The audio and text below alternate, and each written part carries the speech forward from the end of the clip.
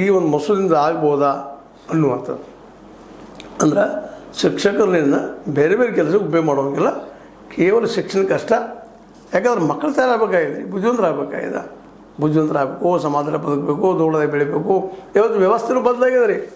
ಇವತ್ತು ನಾವೆಲ್ಲರೂ ಒಕ್ಕಲ್ತನವನ್ನು ನಂಬಿ ಮತ್ತೇನು ನಂಬಿ ಬದುಕು ಸಾಧ್ಯಗಳಿಲ್ಲ. ಟೈಲರಿಂಗ್ ಮಾಡಿ ಬದುಕೋದು ಎಷ್ಟು ದಿವಸ ಆಗುವಂಥದ್ದು, ಮತ್ತೊಂದು ಉದ್ಯೋಗ ಮಾಡಿ ಬದುಕೋದು ಎಷ್ಟು ದಿವಸ ಆಗುವಂಥದ್ದು. ಸಣ್ಣ ಸಣ್ಣ ಉದ್ಯಮ ಸಹಿತ ಬಂದ್ ಆಗ್ತಾಯಿದ್ದಾವೆ. ಹೀಗಾಗಿ ಈ ಎಲ್ಲ ದೃಷ್ಟಿ ಇಟ್ಕೊಂಡು ಮಕ್ಕಳನ್ನ ತಯಾರು ಮಾಡೋದು ಭಾಳ ಮಹತ್ವದ. ಅದಕ್ಕಾಗಿ ಶಿಕ್ಷಣ ರಂಗದ ಏನಕ್ಕೆ ಶಿಕ್ಷಕರನ್ನು ಬೇರೆ ಬೇರೆ ಕೆಲಸಗಳಿಗೆ ಉಪಯೋಗ ಮಾಡುವಂಥ ಒಂದು ಏನು ಪ್ರವೃತ್ತಿ ನಮ್ಮಲ್ಲಿದೆ, ಅದು ಹೋಗಬೇಕು ಅನ್ನುವಂಥದ್ದು. ನಾವು ಎದಕ್ಕೆ ಬಂದಿದ್ದಾರೆ ಮಾಸ್ತರು ಅಥವಾ ಗುರುಮಾತೆಯರು ಅದೇ ಕೆಲಸ ಮಾಡಲಿ ಅನ್ನುವಂಥ ಒಂದು ವಿಧೇಯಕ ಪಾಸ್ ಮಾಡಲಿಕ್ಕೆ ಕೊಟ್ಟಿದ್ದಾರೆ. ನಿಜವಾಗಿಯೂ ಇದು ಬಹಳ ಒಳ್ಳೆಯ ಕೆಲಸ. ಆಗಬೇಕಾಗಿದ್ದು ಈಗ ಆಗಲಿಕ್ಕೆ ಇನ್ನೂ ಜಲ್ದಿ ಆಗಬೇಕಾಗಿತ್ತು. ಯಾಕಂದರೆ ಇಲ್ಲಿವರೆಗೆ ಎಷ್ಟೋ ಮಕ್ಕಳು ಇನ್ನೂ ಹೆಚ್ಚು ಕಲಿತಾಯಿದ್ರು, ಒಳ್ಳೆ ರೀತಿಯಿಂದ ಕಲಿತಾಯಿದ್ರು. ಅದು ಈಗಾದರೂ ನಮ್ಮ ಕನ್ನಡ ಗಾದೆ ಮಧ್ಯಲ್ಲ ಅಟ್ಟ ಮೇಲೆ ಒಲೆ ಇತ್ತು. ಇನ್ನೊಂದು ದಿನ ಹೇಳ್ತಾರೆ, ನಿಮಗೆ ಗೊತ್ತಿರ್ಬೋದು.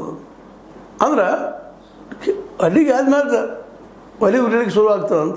ಅಂದ್ರೆ ಅಲ್ಲಿವರೆಗೆ ಒಲೆ ಕಾದಿರ್ತದೆ, ಕಟ್ಟಿ ಕಾದಿರ್ತದೆ, ಜೋರು ಹತ್ತದ ನಂಗೆ ಅರ್ಥ ಅದು. ಹಂಗಿಲ್ಲೇ ಏನಪ್ಪ ಅಂತಂದ್ರೆ ಕೆಟ್ಟ ಮೇಲೆ ಬುದ್ಧಿ ಬಂತು ಅಂತ.